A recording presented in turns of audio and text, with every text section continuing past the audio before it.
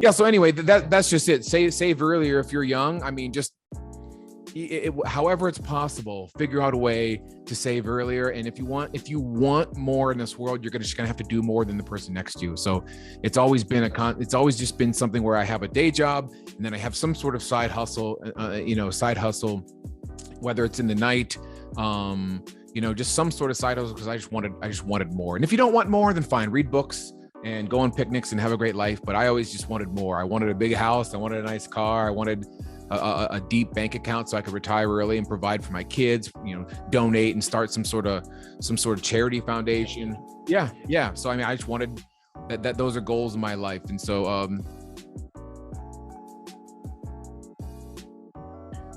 mean, I have been back and forth on the concept of college. I follow Gary Vaynerchuk, which of course there's many videos where he's just like, college is just a 4-year vacation.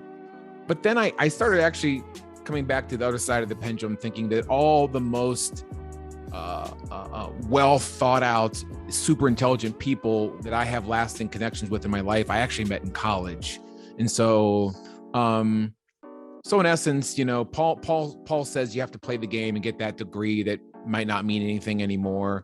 But yeah, so again, it goes back to the former company I worked with. This guy had a rant. He was sort of a motivational speaker, and he sort of had a rant that, like, all these older folks in the world, these young kids these days, they're just so entitled and they're just so yada yada.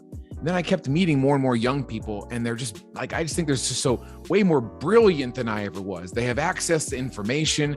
I literally try to describe to my young kids, like when I had to do a book report in like 6th grade, I had Encyclopedia Britannica. Like, this was all of the world's knowledge was in 3 volumes in my house. That was my Google. That's what I had to like do my report from. And now it's just like you can learn anything. So I think young people today, we hire a bunch of them to work on our show, and they're all just amazing and brilliant. So I found our assistant on like a community chat. And it was like the 3rd one down. She said, "Hey, I'm interested in photography." I said, next thing you know, I'm hiring her. And I was on the phone with her just today. I mean, I'm begging her just to work for us full-time, be her full-time marketing and social media manager. She's got a career of her own, but in any case,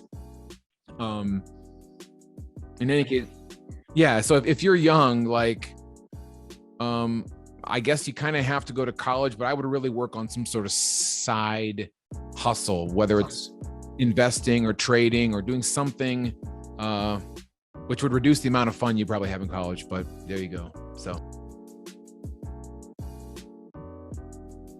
Oh my God. So yeah, I mean, I'm not drawn to, I'm not incredibly drawn to what's happening in politics. I feel more like I'm just kind of in my little rowboat in a huge ocean of chaos, and so someone might say, go and be the change that you want. And it's like, yeah, I guess I'm just more content with just trying to be happy with my family and make enough money to take my mom on vacation, who's frankly, I have no damn clue what Biden's doing with education. I know it's a mess. I see the stats. I see the stats of how expensive college is, and then what you can do with it when you get out. But my family is also benefiting from it. My sister just got like $100,000 relieved from her balance because she's been working in like inner city nursing for 10 years or something. So like my family is profiting. My family is benefiting from these things. But in essence, I really don't even know. I just keep trying to do like my little decisions on a daily basis and maybe not listen to the noise of what's going on out there. Because yeah, so I guess maybe that's not the spicy response you were looking for, but I really don't even know. I'm not going to say I don't care. It's just like I'm more focused on maybe what I'm trying to do as opposed to what's going on out there. But because people just get in such heated battles over anything, and so I just kind of got tired of that because I realized after any sort of political exchange, I didn't feel any better. Yeah. I'm not into like some huge conspiracy theory that they're not going to teach us this stuff to kind of hold us down and keep us right. Like, yeah, I've heard that though. Like, let's just keep them down. But I look back on some of the dumb classes that I was forced to take, uh, which I still liked, but looking back, I don't quite get it. Why there's just not a basic personal finance 101. And yeah, and then so the selfish person in me then says, well, at least my kids will get it. I mean, if the rest of the world's not going to get it, at least mine will get it and they'll have the leg up. I guess our style of investing, value investing, which is very sad, is we kind of need a bunch of people doing a lot of dumb mistakes for us to prosper, or at least, I don't know if it's a chicken or egg type thing, or is it we're prospering because the world just is the way it is, and so some people figure out a way to prosper in it when other people's are not, and so losing. I mean, yeah, so yeah, and we've been critiqued for that. People say we're these fuddy-duddy old timers that like we need a huge crash and a bunch of people jobless and homeless for us to start making money. And I was like, yeah, but I'm trying to tell them. I'm telling them every day on a show. They just won't. No one will listen, right? And so you're welcome to jump on our team, but it's just not as exciting as YOLOing your money into the new altcoin or NFT or yada yada. So yeah, we're definitely boring, and so it's tough. It's tough out there, but damn, you got me thinking about a lot of things. There's such a fandom behind these things nowadays. I was part of the fandom. I had bought into Bitcoin because it sounded so amazing. I try to put myself in a position, and I ask people who are huge fans of this, if you take out YouTube the internet, Facebook, and that communication spreading, or that network of communication, and just told yourself 5 years ago that you'd be dumping money into a random thing that's supposed to be a form of money but is never actually used as money, and that fluctuate in its price on a daily basis, I think a lot of people would say that just sounds so foolish, but then when we're in it, it sounds so awesome. And so we've done interviews with Monish Pabrai. We got to interview a famous value investor. He thinks it's going to zero. Yeah, he thinks it's going to zero and 3 trillion is going to be wiped out. I just frankly don't know. But again, it's one of those things where it's kind of like politics. Like I don't know enough about it. I thought I did. I lost money in it. I made some money in it. But in essence, there were days where I had to turn to my wife, who had no clue what I was doing, and say like, well, I turned to her when I was making money, and then when I lost thousands, I certainly, kept my mouth shut. And so I didn't like that feeling, and I didn't like playing with my life savings. Yeah, yeah. And so I just until I knew there was a better way, like value investing. And unfortunately, in the last 5 years, value investing hasn't proved to be better. But Paul has reminded me and all of our viewers, this is a very long-term game, and so.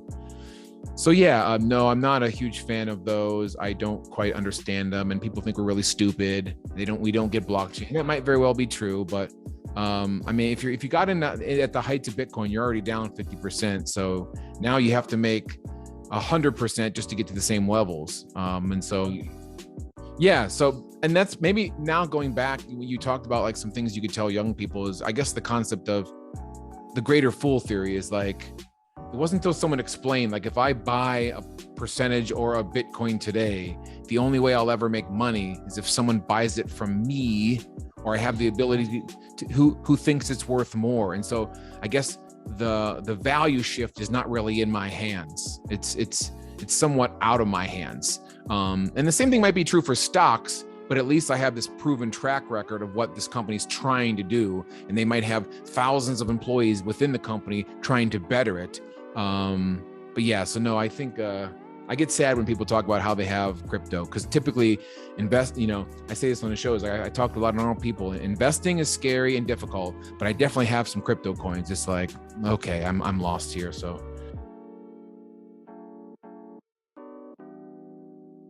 You brought up Gary. It's funny is when I see Gary Vee and all his NFT videos, I just like to take a step back sometimes and remind people, like, maybe just look at why he's saying this. What are his motives? Because if NFTs are so great, why would he be telling everybody about them? But someone could say the same thing as me. Like, if value investing is so great, why don't you just do it, shut up, and not tell you anybody? I guess I'm seeing what teaching financials can do to people in this world and how it can hopefully change their lives.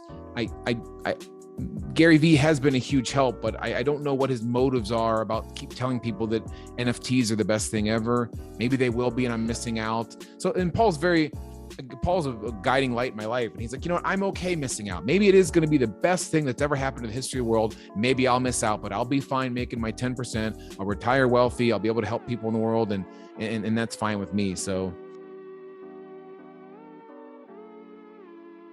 yeah. So I think I was under the delusion, not by any pressure from my family, just what I felt in the world. I was under delusion. I was just under the mindset that I had to be educated and that would make me successful.